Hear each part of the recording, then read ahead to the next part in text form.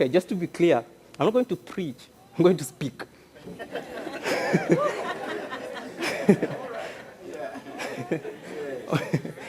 I'm going to speak, but then I'm going to speak out of God's guidance. And as people called me through the week when I was preparing for this, one of the pastors told me, like, speak to God, hear his voice, and then when you get there, open your voice and he'll give you words. So that's exactly what I want to do. And that's what I'm going to speak. It might come down as preaching or speaking, but clearly I'm going to speak. I'm going to speak. So I'm going to talk about, in your footstep, I'm going to talk about a mentor-protege relationship. Quote, mentor-protege relationship. Think of myself, think of the young people. We are the middle. We are mentors for other people also being mentored. See, I would definitely say that I'm going to talk about mentor-mentoree. You know, it's kind of the person being mentored, but I'm talking about protege. The reason I'm choosing protege is the protege, by definition, is without right definition, because we have to kind of also be biased, is someone who is very, very clever, someone who is above level, right? But I'm talking about, I chose protege in this case because whoever you're being mentored must also be kind of above level when you're actually going to speak to. It has to like really come out as someone who is willing to take what you want to. So when you have a young person who actually knows what he wants, there's no other words to describe it but a very clever kid. If you are a young person going to school and you're in high school or you're in college, but you already know what you want to do in your life, you've set your career scale, then trust me, you're a protege. So that's why I'm talking about mentor-protege relationship and not mentor-mentoree relationship. So, as we know, Paul is a very good example of mentorship, and so many teachings out there. If you go there and start digging down into books, into literature reviews and everything, you'll find that whenever church talks about mentorship, whenever church talks about multiplying the church, whenever people talk about just the leadership and multiplication and actually talk about mentorship, they talk about Paul. He's kind of the Christian model for mentor-mentorship relationship. And I had no obligation, had no objection by just to choose Paul in this case. But then I'm bringing Timothy in. I'm also bringing Titus in. Because as much as Titus is not talked about so much, you only find him in Titus, book of Titus. But if you look back into the books of Corinthians, when he first met Paul, when he was with Barnabas, you realize he has done so much than Timothy. I know there are theologians, the theologians in here, but from my knowledge, that what I got is he's really done so much than Timothy, but then because Timothy's kind of characters and qualities really stand out, then that makes kind of Titus not, he's kind of is the other guy, but he's also here. So Paul is a model of Christian mentorship, and we want to talk about this. I don't want to talk about leadership and multiplication in this case. I just want to talk about how do you relate? How do you spot that protege? How do you spot that person that he or she who really wants to be mentored? Or how, as a person who really wants mentoring, how do you spot someone who really, like, I want you to mentor me? How do you spot this? And how's your relationship going to be? So what are the things you look at? And that's why I chose into this. So, okay. You can be mentored in so many ways, but I had to bring her in. That's Lupita. For you who don't know. That's Lupita Nyong'o. If you look at that picture, you don't know Lupita at that time. Right? But then Lupita is mentored. Okay. There's a mentoring that's going on to Lupita, and then you see Lupita. That's still Lupita. But that's back in the days when Lupita, when Lupita still first came out, she acted Sugar, if you really were in Kenya. She acted Sugar. So that's still Lupita. She's going through her dream. She came from Yale, by the way. So she's acting, that's still Lupita. So this thing still goes on. And now, boom, that's Lupita. Now the whole world knows Lupita. Look here. There was mentoring going on here. She was looking up into someone. Even here, she's still looking at her. We don't know, but she's being mentored, right? Now, Lupita is known. Now she's known because people think that she's reached the climax of acting or anything on that arts career. She's being mentored. She's still being mentored. But now the problem is, what next for her? Who is she looking up for? Was that her ultimate goal, or was there anything of that sort, or was there anything that kind of, So what's next for her? She's here. She's in the limelight with her brother. So we don't know what her plan is. We don't know who is mentoring, but yeah. Now we have a dilemma here. Us from the lakeside. I don't also have to bring in. We have a problem. The daughter is gone, and now I heard that the other time in the village they were asking, who is this Oscar? See, because the only thing they knew is, Lupita went somewhere to meet Oscar, actually to get Oscar. So the villagers got together, was asking, who is this Oscar? Because we need cows, right? Because we need cows, because that's our God, we need cows. So,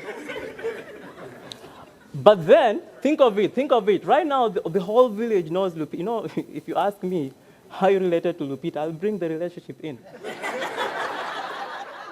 But think of it. When Lupita started, no one knew Lupita, right? No one was actually mentoring Lupita, but she knew who was mentoring her, right? She goes up, now she goes here. Do you know how many people right now wants to be associated with Lupita? Do you know how many people wants to be called like someone just to say, I actually mentored Lupita? It's amazing if you start, if you see, even now, just wait and see. But because Lupita is now in the limelight, everyone wants to be associated with her, right? So my question is, who is your mentor and who is your protege? For young girls and for young people, Lupita, career-wise, she had a breakthrough. We don't know her mentors, we don't know who she's mentoring now, but she had a breakthrough, and she's somewhere. She might be someone's mentor in this room. She might be someone's mentor. You never know, don't chuckle. She might be someone's mentor in this room. And someone might be willing to mentor her. Good luck. Someone might be willing to mentor her. But just based on this, see, when you look at Timothy, and then we look at Paul, and you look at the different type of mentorship now, the reason why, as Christians right now, we chuckle because I say she might be someone's mentor is because we are in here and we are Christians. Career-wise, she can mentor someone, right? And spiritual-wise, someone from here can go and mentor her, right? So, but then, now, it brings back to what I want to talk about. What are you going to look in Lupita if you want to mentor her? If you are the pastor, you have those Christian values and you want to mentor Lupita, what's drawing you to mentor Lupita? What are the qualities that's making her protege for you to mentor her? And for you to be mentored by Lupita as a young person, what are you looking into Lupita? Okay. What next for her was the question. Is she going to mentor? Is she going to be mentored? So so let's define. In our world today, the term, I think it's going to take time here. A mentor, this from, if you get it directly from the dictionary, is a wise and trusted counselor or a teacher, an influential senior or a supporter. A protege, although I say someone who is very knowledgeable, but in this case, the dictionary kind of describes protege as a person who is guided and supported by an older, more experienced and influential person. But then think a protege is kind of a very bright kid or a very bright person who actually really know what he wants to do. Think of those protege kids who does maths like crazy. Those are protege, like they really know what they want to do. So just based on this, our understanding of mentorship is it's a personal development.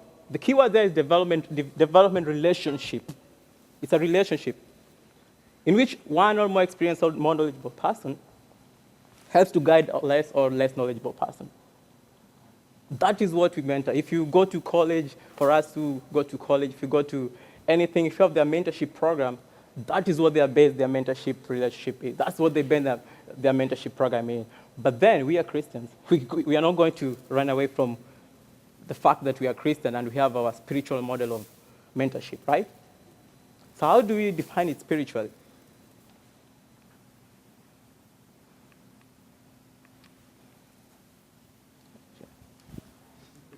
Oh. So I didn't want to put spiritual, but I wanted to put godly mentorship, because if I put spiritual, I had my reservation to put spiritual mentorship, but godly mentorship. Because I wanted to speak, I didn't want to preach. Because when I bring spiritual, now I really have to go to real preaching, So the talk of godly mentorship is a relational experience in which one person empowers another by sharing God-given resources. Now, God comes in this case when you talk about godly mentorship. See, it's not wrong to be mentored by Lupita as a young person. To be mentored in your career by Lupita. How did she get to where she wants to be? What's her career objective? Where does she want to go from there? What are the steps? There's so many mentors out there. If you want to play in the NBA, if you want to play in the NFL and you feel you have the physiques and you have the knowledge and the capability, you will be mentored by somebody.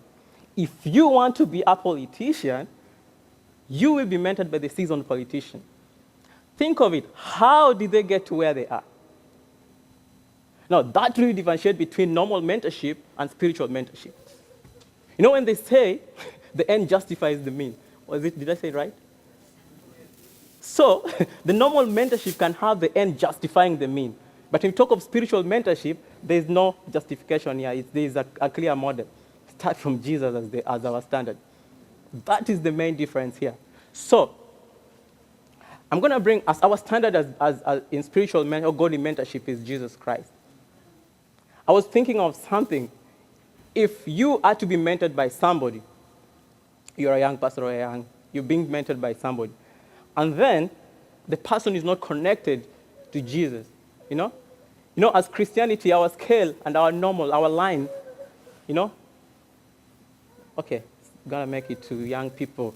If you do whenever you're given an exam, a paper exam you're taking an exam. See, when you're given that paper and placed on your desk, what you have is 100%. Right? You're given 100% and you're told start deducting. So the scale here is 100%. As Christianity, our scale is Jesus Christ, the standard of Jesus Christ. In Matthew, it tells us to go out and find the Great Commission. So it's Jesus Christ who mentors here. But then, if you have your 100%, the exam, which is also the kind of Jesus Christ, that's 100%. And your mentor got 80% is this exam. Now, your mentor is like 20% away from Jesus. At this point, your mentor is 80 out of 100.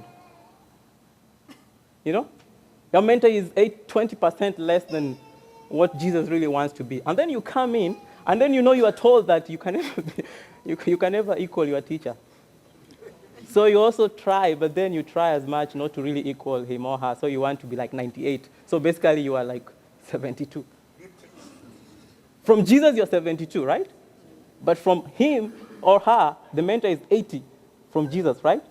So you see, the person who mentors you, if the scale is not Jesus Christ, so try, if your mentor is 60% and then you try so hard not to kind of embarrass your mentor, you become 58, you're 42 from Jesus Christ. So that's your standard. And that's what Christian mentorship is. You base it from Jesus Christ, right? Then you find your standard. So, working with another person to help them learn what it means to abide in Christ, to totally cling to him, depend on him, hold on him first, and then start understanding. That's basically what Paul did. That's what Paul did to Timothy, and that's what Paul did to Titus. And that's what Paul wanted to do to Mark when he told Timothy to bring Mark with him. But the thing is, you might want to mentor more other people, but then there are people who really don't want to take what you want. So I wanted to bring these standards and kind of let's figure out this basically what our mentorship model is. We have a standard in Jesus Christ, and as you choose your mentor, how far is he or her away from Jesus Christ? Or, because when it's 60% from Jesus Christ and you are 55, you are 45 away from Jesus Christ, you're not saved. So, we want to talk about the model that kind of Paul brings to Timothy and also Paul brings to Titus. And I believe from Paul's model, when he brings this to Timothy and he brings to Titus, we can actually have an understanding of what us as people wants to be mentored can really want from a person, or what Paul really looks for a person when he wants to mentor people. So I wanted to bring about who these people are, especially Paul. And I wrote an extract about Paul. I don't know how it feels to read it, but I kind of just going to read, but then whenever there's a point that I really need to bring out, I'll kind of come out and tell you who Paul was really. So Paul was from the Jewish tribe of Benjamin, but then sometimes he liked to be called the Hebrew of Hebrews, right? He persecuted Christians, you know, the whole story to Damascus, and then on the way, things happened and they found Jesus. Just the background of Paul and everything. And Paul is regarded as one person who actually worked so hard in trying to multiply the church and try to kind of, I don't know what's the position after the bishop. People know the hierarchy of leadership. So I don't know what to call Paul in this case. I don't know whether it was a bishop, because for him, he was overseeing the bishops. Archbishop, right? Oh, yeah. So that's who Paul was. But then, if you look at Paul, Paul wasn't a selfish archbishop. Whatever happens today in most of our churches, and this from excerpt from some of these theologians that you really read, is there's so many brushing of shoulders in churches, not because they don't want to speak the gospel, but because there's no kind of planting of seeds. There's no planting of different people who wants to take over what's basically happening. You know, when Paul, at the end of it, when he told Timothy, my time is done, I've fought the good race, I've finished my race, he was kind of ready to die. He was like, that's when he said, I'm ready to die because I know whatever I start, I know where we stamped our foot, I know I have people who are actually going to continue with the multiplication of this church. So when Paul was leaving, Paul was not living in a way that, okay, now I'm going to be the archbishop, I'll be coming to your churches every other Sunday and pick the offerings, and then I come back and then we sit with the finance committee the next time we decide what's going to happen in the church. And then he goes to another church where Timothy was in Ephesus and also do the same thing. You know, he was kind of a walking tax collector, but he was not. So what happens to Paul is Paul looked at different kind of people who he actually felt was a good model to what he wanted to leave the church behind with, right? It's kind of leaving leadership of church to people who he knew was connected in faith with and also had the qualities of which he could actually use in the church. They might not have Paul's quality, but then Paul used them and molded them to be what he may have been or what really God wanted to use out of them. So basically that's a synopsis of Paul's background and Paul's work and Paul's mentorship thing. So if you look at Timothy, when Paul looks at Timothy,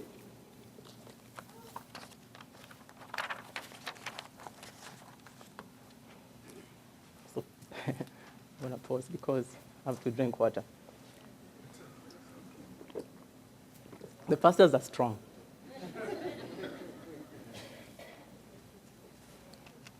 I've been talking for 15 minutes and it's so dry, but see, most people identify with Timothy. One of the things is Timothy was a young person. I don't know if theologians will agree with me with this, but Timothy was a young person. You see, Paul tells Timothy not to allow people to look down on him because he's young, right? And then in 2 Timothy, he tells them that the desires of your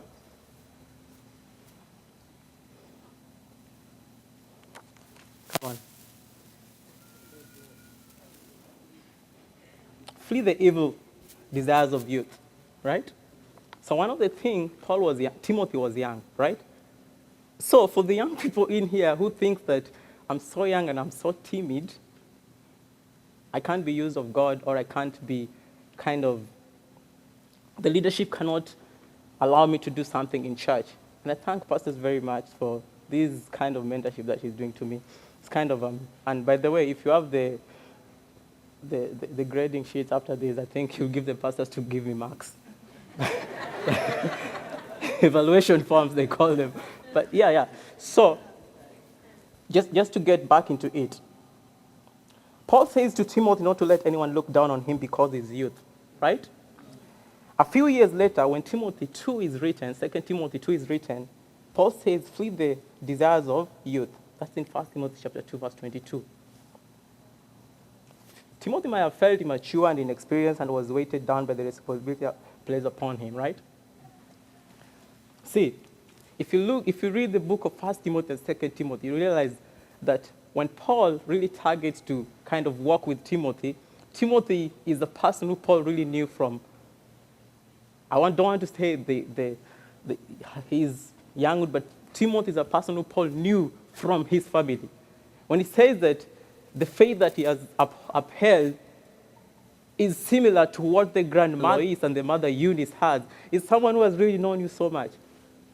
And if you have those values and someone sees that in you, and someone really knows you, and in fact he calls you, both of them he calls Titus and Timothy, but in this case he also called Timothy as my son in faith, right? But then this is someone who Paul already knew from Kitambo, from a long time, right? So,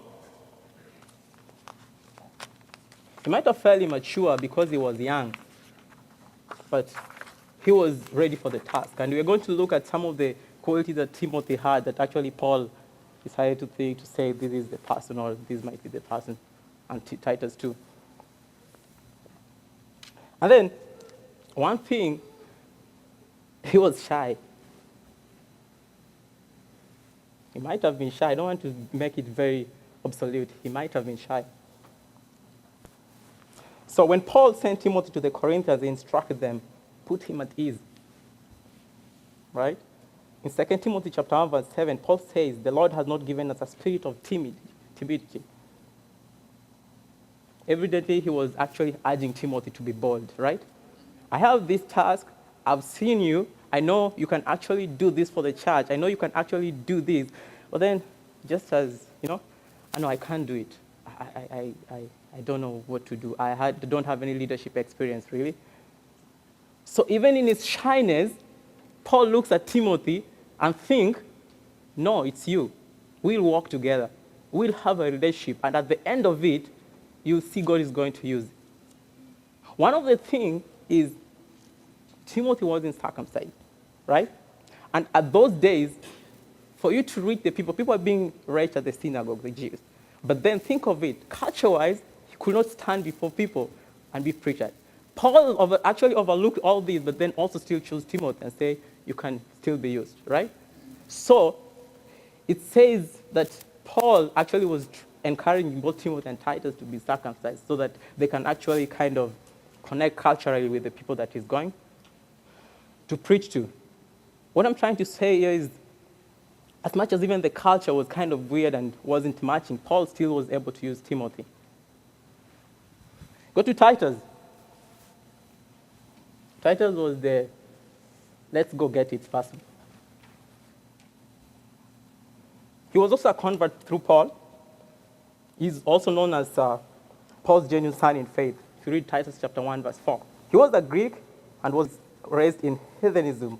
If you look at Galatians chapter 1, verse 3. He was a significant person in demonstrating the biblical principle of salvation by grace through faith for the Gentiles, right? See, Timothy is mentioned more than Titus. And that's probably why Timothy's personality appears to stand out more. But little is written or preached about Timothy. However, by the very nature of his assignments and the way that he completed them, he was an outstanding apostle. We're going to look at some of the things that Timothy was given to do. And when a person is given something, if you're a project manager and you have some of these big combined projects and you take it to completion, then I don't know how your bosses are, but I think probably you will be an associate in that company. So what the projects that Paul was assigned, and he did, if you compare somehow to Timothy, you'll actually realize that Titus, even though he's mentioned less, he only has one book or so, is it? Even though he's mentioned less, he was very important to Paul. He really proved more effective in ministry than did Timothy, and Paul sent him on more difficult mission. It was Titus' mission to create that was occasion for Paul to write the letter that we now have in our New Testament. See, if you look at 2 Timothy 8:23, when you have a mentor and you've actually graduated from drinking milk to taking solid food, until now the mentor called you as my brother and my co-worker, and my partner, then we're good. He's actually done his job, because he kind of now looks at you as the same level. He never looks at you at that. But then that's also when you look at the definition of spiritual mentorship. I did kind of pass that. But if you look at spiritual mentorship, the mentor is not higher than the mentee or the protege. Actually, the mentor in that case, if you look at spiritual mentorship, is the last person. The first person is God, then the protege, and then the mentor. Because the mentor actually acts like a facilitator between these two people. If you facilitate any meeting, you always you kind of tell the person, no, so it's time for him to talk. It's time for, the boss. You're facilitating. Whoever makes the decision comes from these two people. And that's why when you look at spiritual mentorship, the mentor is out. So when Paul kind of mentors Timothy, first mentioned as a brother, then a co-worker, and then a partner, it tells you how much Paul really kind of had this mentorship thing at heart. 14 years later, when he went to this time with Barnabas, that's when Paul was talking. When he took Titus along with him.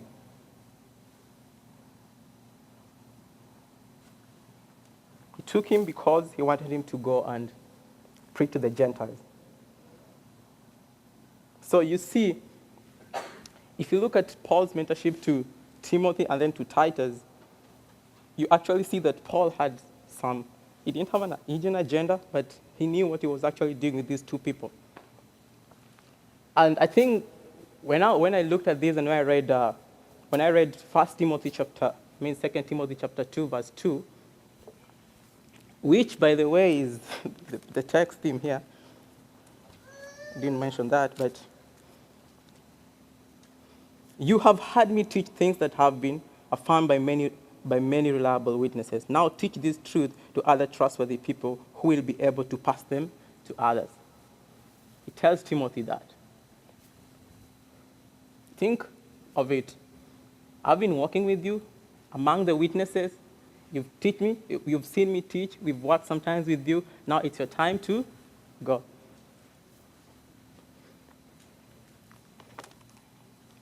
Same to Titus. He actually picked him. He was meeting with Barnabas. He's working with him. He graduated from a brother to a co-worker to a partner, and he becomes a bishop. By the way, these two people became their bishop, because when Paul writes to Timothy in 2 Timothy, 1 Timothy is like he was at Ephesus, which means, and he said that when I was leaving Macedonia and leaving you at Ephesus, I was living in charge of the church, right? Which means, and then he goes out there when you continue, he's basically telling him, make sure they don't do this. And if you read, he's actually mentioning each and every group of person in the church. He starts from the elders, the church leaders, then he talks to the women, he talks to the young people, right? He does that the same too to Titus too. So they're bishop, they know what's supposed to be done in church. Because I've been with you there, you know how it is done. Now, go do it, right? Hey, what a mentor. Yeah. So if you look at Lupita, I'm going to mention her. If you look at Lupita, now, based on what Paul did to Timothy and Titus, and now what Titus and Timothy looked into Paul, we can actually now figure out what kind of relationship these people really had, or what kind of relationship you really want as a protege or as a mentor. As a protege, to actually spot your mentor, right? And as a mentor, to spot that little timid Timothy who is shy but has the capability and the brightness and really knows what he wants to do, and you tell him, man, you can be used for the ministry. Right? Yeah. So,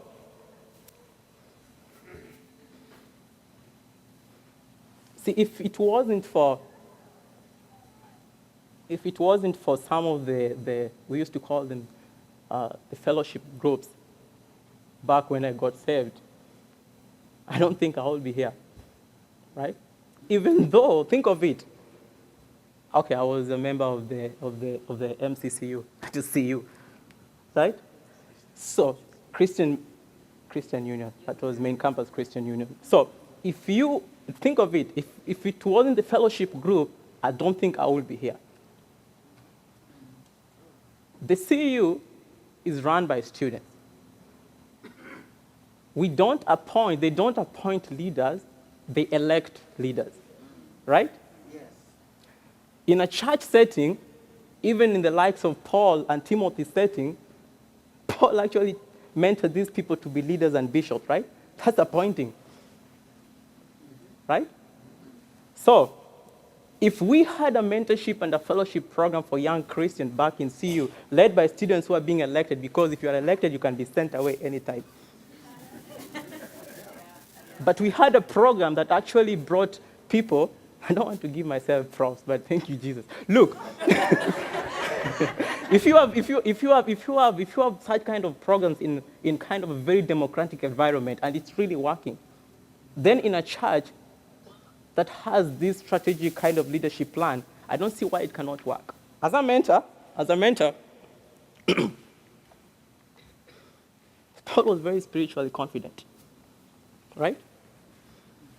If you see someone, especially if you look at the way he turned his life from Jesus Christ, and whenever he talks to Timothy and he talks to Titus, they are their son in faith, but then he reminds them on one thing.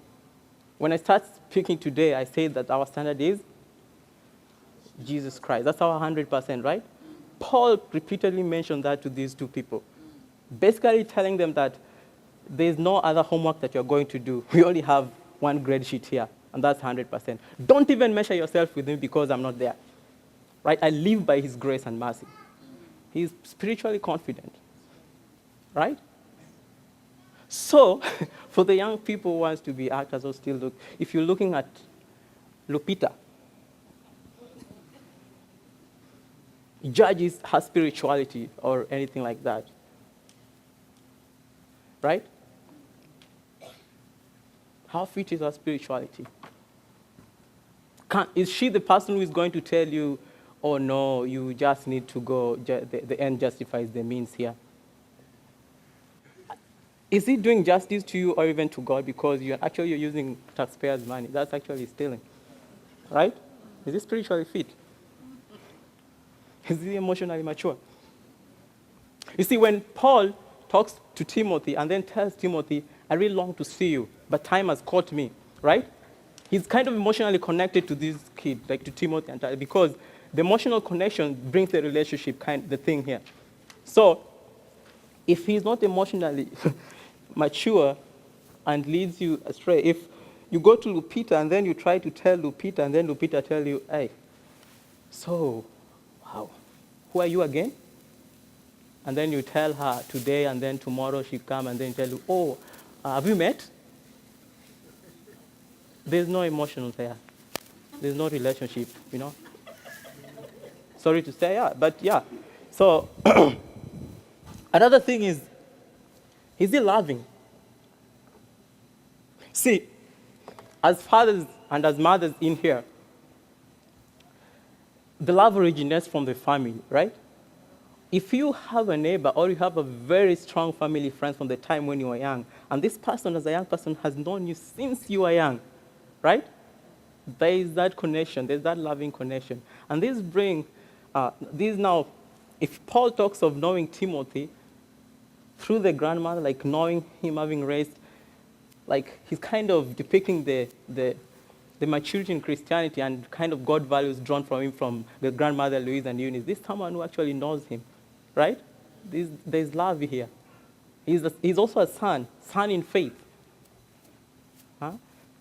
Then You go to Lupita, then you judge. Okay, is he mentally alert? Right? Does he or she know the kind of work that you have before you? If he tells them, I've been walking in Christ, I've been teaching, I've been spreading the gospel, but it hasn't been an easy route. I've been persecuted. And because you're following my footsteps, get ready. It is not a journey. Yeah? It is not all bed of roses. He's actually mentally alert and preparing you too.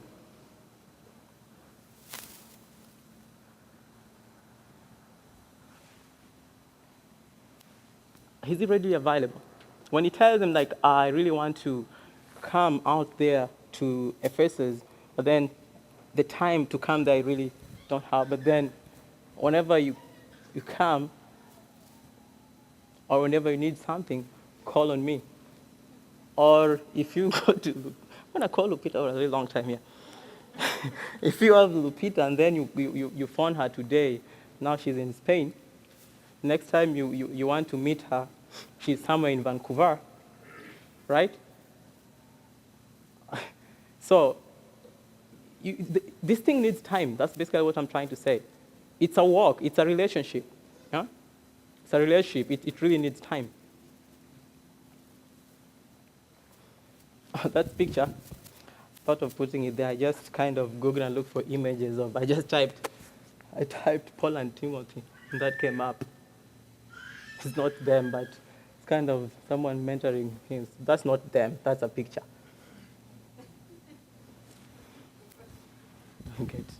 Okay, now, we've actually looked at some of the qualities that a protege can look into a mentor when you really want to be mentored, right? What Timothy and Titus looked into Paul when they really wanted something to happen to them. I need to move first. For Timothy, he was young, as I mentioned that. He was a faithful servant and committed and dedicated.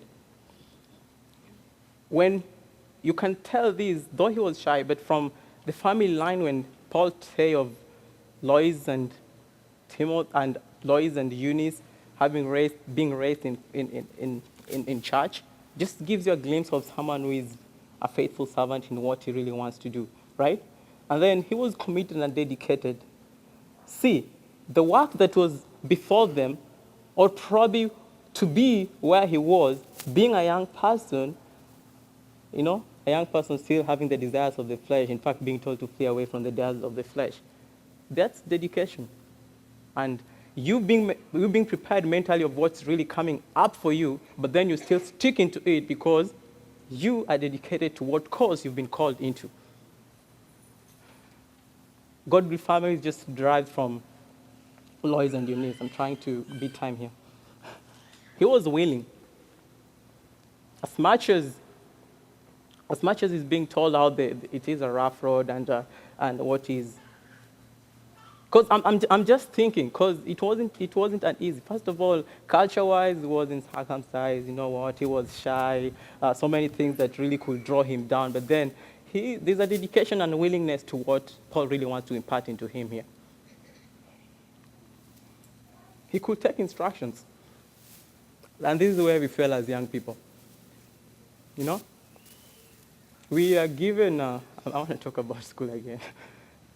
You're given an assignment, or you're given a lecture paper to write, but then you kind of create your own questions and answer it. Yeah? It's easy to do that, right? You create it and then answer it, and then when the result comes out, you're like, this teacher is looking down upon. There's instructions that are being, when you are told to do something, like the instructions that Paul gives Timothy from the first Timothy, don't do this, let the church elders do this, let the church, and actually, because that is what really encompasses being a bishop, and that's what they really wanted to do in their church. For growth of the church, you basically needed all those. So there was taking instruction in there. Are you going, as a mentor, are you going to look at someone and, right, that's it. So if you look at all these qualities as a mentor who is looking at someone and really want to talk to someone or through someone, you look at some of these and you figure some naive boy or girl someone really want to talk about them. Do you think or do you feel like he or she possesses some, I'm not, because I can't exhaust some of these qualities, but these are basically some of the things that really stood out when I was reading this relationship of Paul and Timothy. You can go deep and dig into it, but these really stood out. From Paul, when the prodigy is looking for a mentor, those are them, and then you look at these, could you see this in someone and allow God to use you into them so that they can actually be using what you vision from God? Pray and watch. That's another one. So being a Titus, it's kind of the same things that I talked about about Timothy when being a Titus as a protege is the same thing that really applies to Titus. But Titus is special. Titus is kind of special because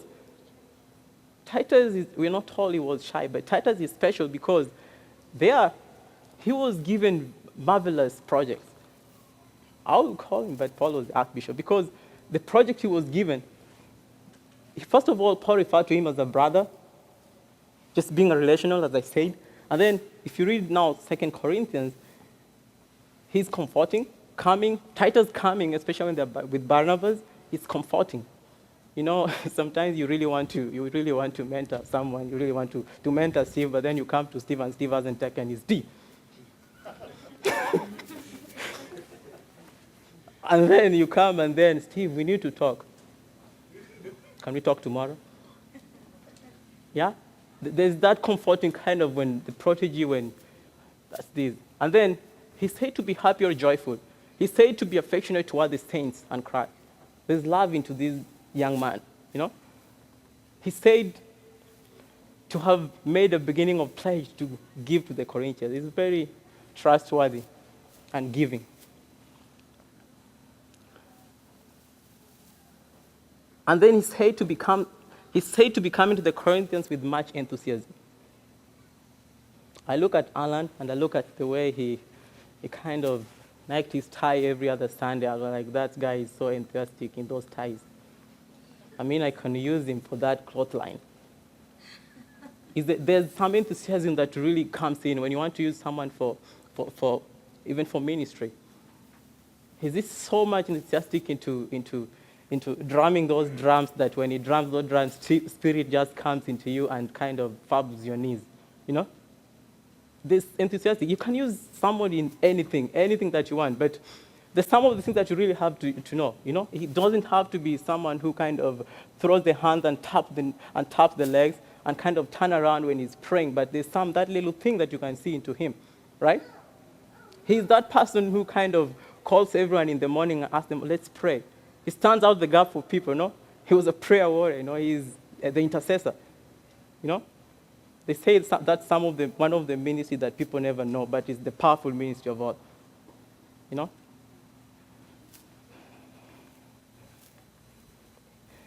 He has his own initiative. Paul refers to him as co-worker. Now, if you look at the project, the critical matters that Titus was given, you will consider him to be even much crucial to Paul and Timothy in this. The mission to Corinth to solve problems and bring to fruition the pledge to assist the needy to Egyptians. He was a problem solver. If you go to if you are applying to any job, especially for the young people right now, there's only one job description they're always right. Are you an analytical and are you a problem solver? Do you have great interpersonal skills and writing skills? The problem solver must be there. So his resume is complete, right? The mission to Creta to organize churches in every town, appoint leaders and disciples. Who would use someone like that?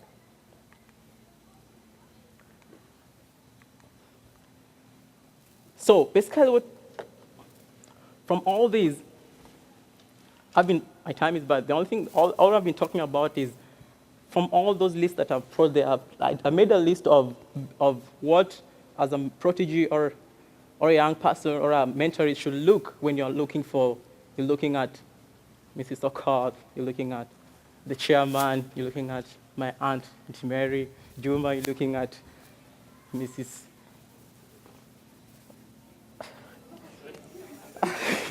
That's what happened when you were in the pulpit.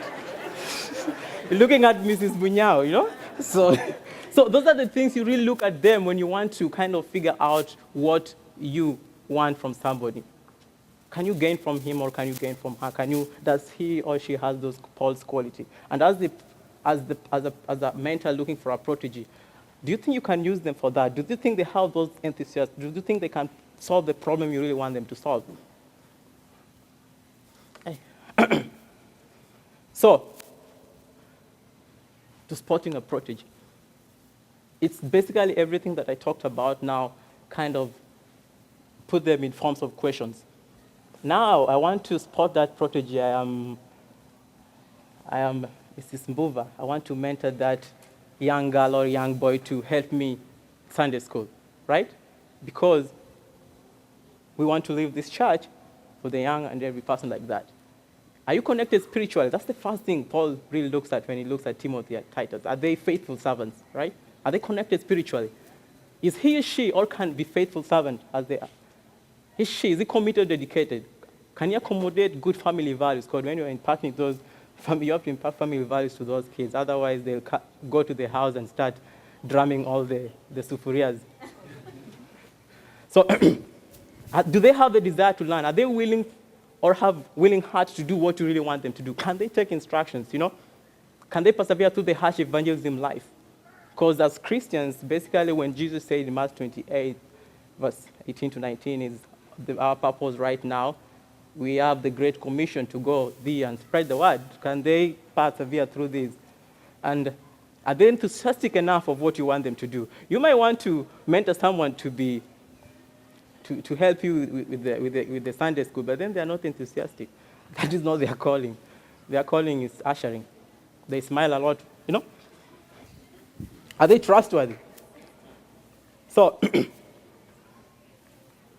so even for us, the young people, if you want to pick that mentor who really wants into you, so has he settled the question of Christ's lordship over his life or her life? Is he committed to honor Christ?